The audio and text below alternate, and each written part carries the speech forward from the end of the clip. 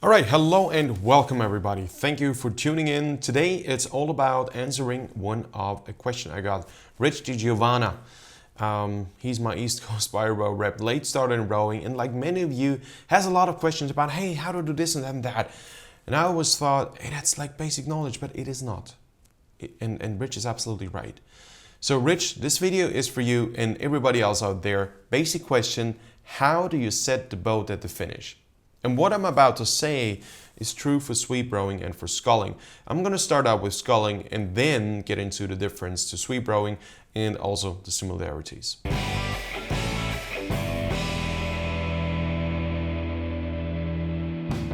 Now this morning, 7 a.m. we had early morning session with Yela and Isabel. Two not quite novice rowers anymore, but certainly not advanced. So they are right in there where a lot of you are. And a lot of you just ask, hey, Arm, are you only working with the super pros? No, everybody who's competitive, who wants to become really good, this is who I work with. I don't really care if you are Olympic athlete, grandmaster in rowing, just started to row. For me, it's fun to help people advance. This is why I do this. I could have done any other job, any other office job. I didn't want to. I wanted to be the coach who does some crazy things, helps people to advance when everybody thinks like it's not worth it. It is always worth it. That's kind of my history. Now, let's get back to the video. So, I've been working with them for 3 weeks, and the first couple of rows they had, they were really not that good, and now it's slowly starting to pay off. And I took this front shot of the two, showing you they are imbalanced, and many of you row this way. So if you're on a higher proficiency level, skip this video. Next one's going to be more interesting for you.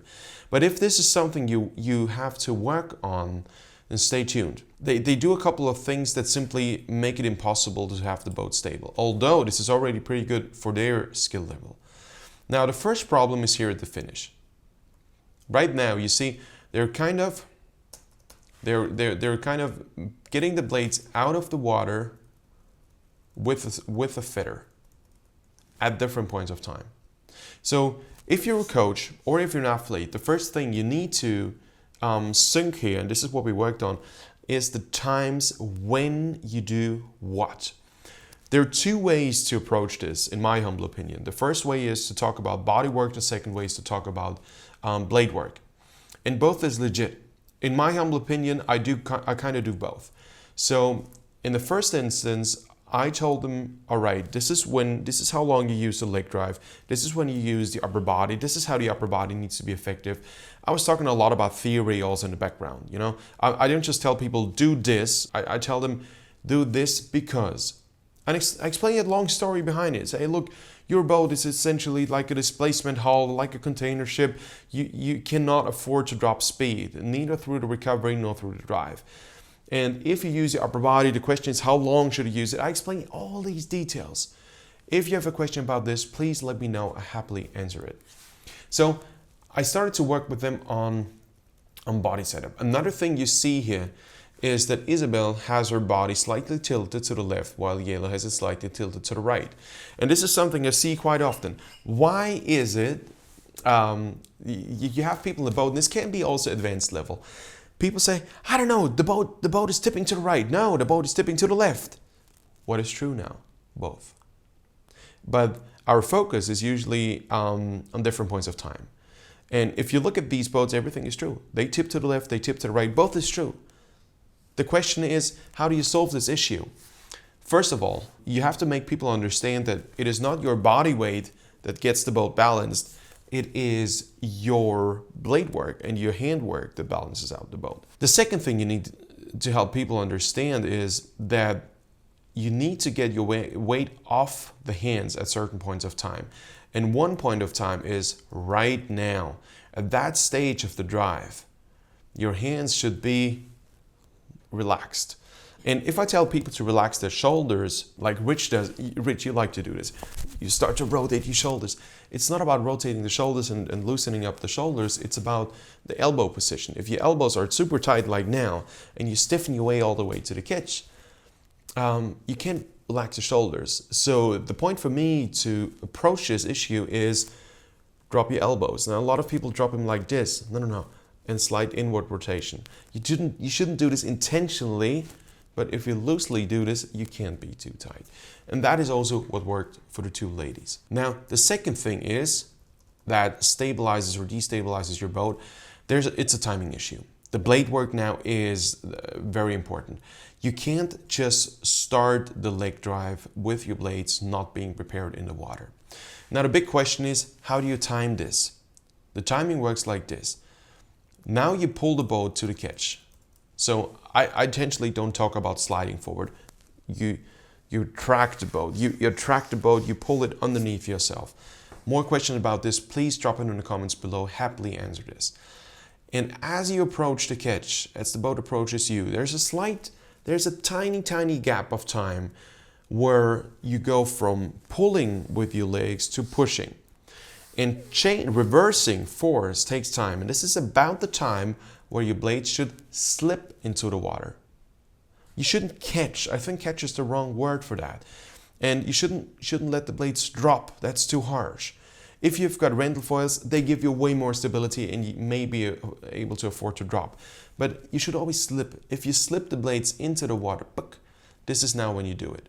But the reason why a lot of coaches are so keen on blade work is because if your blade is not ready, your task load for the catch is too long.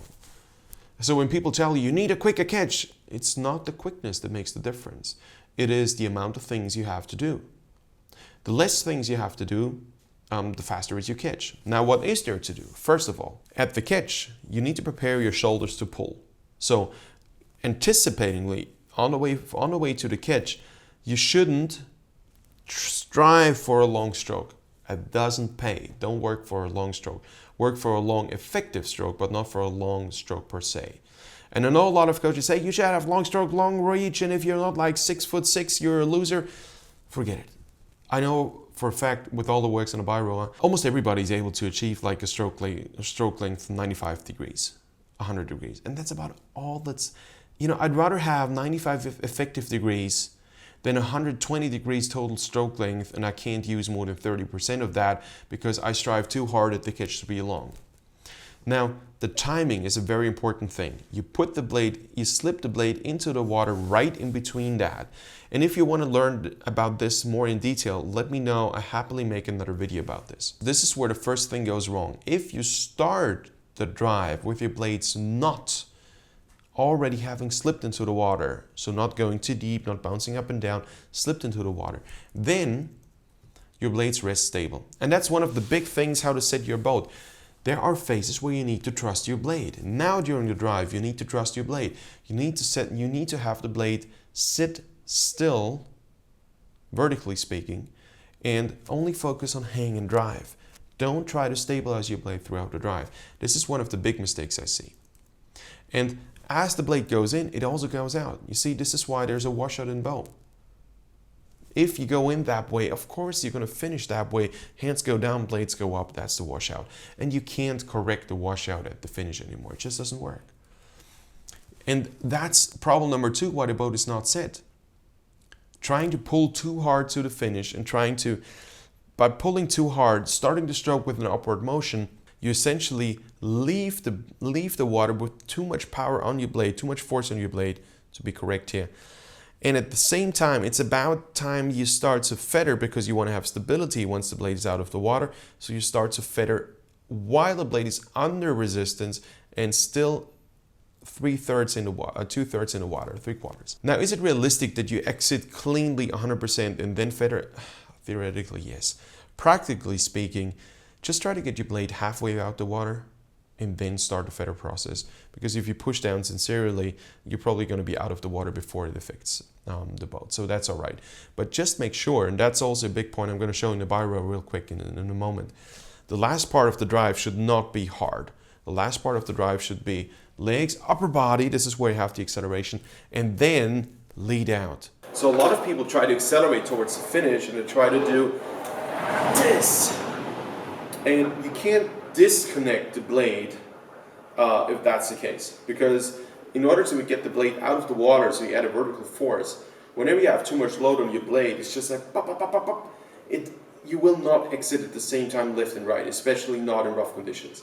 So in rough conditions and in general conditions, always at the finish, It's about your body that you set up well. So not even using oars here. The way you set up your body should feel a slight pull in your foot stretchers, and then upper abs, whoa. And then elbows to the side, elbows, hands, same height. So at the finish, set up, disconnect, push down, go forward. Wrong, in my humble opinion, wrong would be to do this from the erg. It doesn't work because the inwards go out, they don't go straight back. In the boat there is no linear pull. It's always that. And if you have a biro at home, you can try this out. I love this exercise. I came up with this a couple of years ago. It's called the cross grip. So you hold them wrong, this way.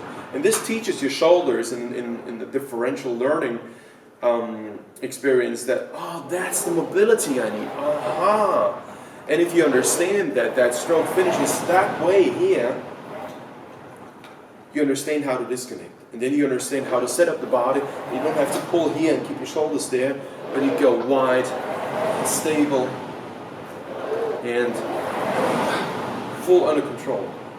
And body control is essential to stabilize the boat. And the last inch for you Americans, or for us Europeans, about 2-3 centimeters, is about stabilizing the trunk, pulling to the outside, and then disconnect. The last 2-3 centimeters, disconnect. The last inch, disconnect. So reduce force of your hands. You don't have to pull straight. I know if you learn to row on these linear drive ergs, you learn to pull straight. But for a matter of fact, this is not how it works. You should pull to the outside and then disconnect, and then you feel this pull in your feet. You should engage your upper abs, your upper abdominal muscles, and then you drop. And this is how you stabilize the blade. Now I want to show you another recording that we did. A lot of work later. So I didn't even focus on blade work today. The only thing I focused on was body work. After that recording, I told him, synchronize your legs and upper body motion. Leg drive, upper body use. Leg drive, upper body use.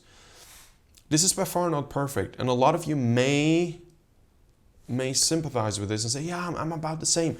Don't worry. It's the next step at this stage, if you're at that stage right now, is to learn how to release properly, how to get hands away from the body, how to move the hip, rotate with the hip, and have light hands. And now this is where the blade should slip in the water, exactly when you switch from pulling to pushing. And then you can have the blade rest in the water. Okay. In sweep rowing, let's talk about the differences here to sweep rowing. In sweep rowing, there's a sweep oar handle. It's a biro sweep oar handle. If you do sweep rowing, it's important, besides all the stuff, which hands does what, and so there are different opinions about this. But essentially, in sweep rowing, you have to be very reliable in what you do. You can't change your technique every second stroke and the way you exit every second stroke. So that's, although this also holds true in sculling, in sweep rowing, it is more severe if you don't do it right. Because everybody else kind of adapts to you. So if you're here at the finish, you should always try to make sure you lead in the same point. That should always be the same point. It shouldn't be one stroke here, one stroke there, then you kind of lose your concentration, you're here again. One point, back. And this is why in sweep rowing, I generally recommend to focus on the same thing for at least 20 to 30 strokes.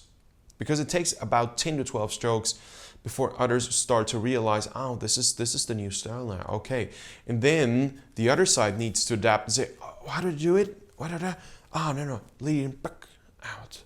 Lead in, and all of a sudden you start to experience this stability feeling. And for sculling, in sweep rowing, where the similarities are is that you gotta make sure you unload your hand at the finish. It's not like, I said pull hard, accelerate. I happily talk about boat acceleration in another video, but it's heavily overrated. Acceleration is nothing you do on purpose. It happens if you do it correctly. Any questions, please drop them in the comment section below. Very happy to start like a novice to intermediate Q&A series here. If you just let the blade lead in, trust that the blade is in the right position all the way to the finish. All you have to do here is just gently, you don't have to kill that oar handle, just gently lead in, drop. It's the tiniest motion. Another point in sweep rowing is a lot of people do a lot of motion here. No, your shoulder should be stable all the time. Lead in, back, down. Lead in, back, down. That stability of motion, the less body motion you have, the more stable it's going to be. There's a lot to talk about. Okay, alrighty, good. Now, that's it. There's so much more to mention, so much more to talk about. If you want to join us for the live online live coaching classes, rowing classes, we do these indoor and outdoor. On outdoor, you just mount an old backstay, old phone, install Zoom, and I see you from the side. Your blade works perfectly. Any questions? info@rmtraining.com. Very happy to help, and I'm very happy to make a video how to do this setup. And of course, indoors, a phone, Bluetooth headphones, and there you go. Good. And if you want to work with me in terms of training planning and full development, go to rmtraining.com. I'm trying to set up everything so it's super clear, super easy how to do things and which programs there are. Contact us. We're going to find a way how to make you develop. I work with a lot of late starters wanting to become competitive because this is the largest group in rowing right now. All right, I hope this video helps. If it did, please share it. Let me know what I can do better in the next video, how I can improve to help you more. And I'm looking forward to your subscription and see you again in the next video. Bye-bye.